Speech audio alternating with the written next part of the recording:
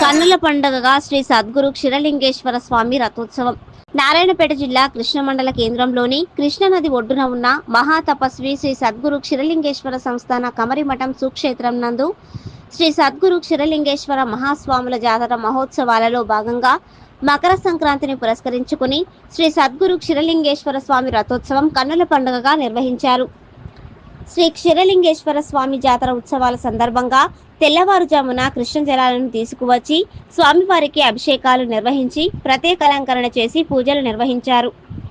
శ్రీ క్షీరలింగేశ్వర స్వామి జాతర ఉత్సవాలకు ఆంధ్ర, తెలంగాణ రాష్ట్రాలతో పాటు కర్ణాటక, మహారాష్ట్ర నుండి వేలాది మంది భక్తులు ఇక్కడకు విచ్చేసి కృష్ణానదిలో పుణ్యస్నానాలు ఆచరించి స్వామివారిని దర్శనం చేసుకున్నారు.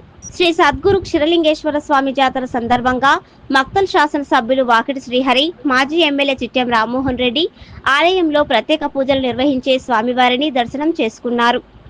సాయంత్రం శ్రీ క్షీరలింగేశ్వర స్వామికి ప్రత్యేక పూజలు చేసి పల్లకిలో కూడ్లకి వారే డోళ్లు, విశేషమైన చండిమేళ వాద్యనాదంతో ఊరేగింపుగా తీసుకువచ్చి స్వామివారిని రథంపై ప్రతిష్ఠించి పూజలు చేసి మహామంగళారతి ఇచ్చారు.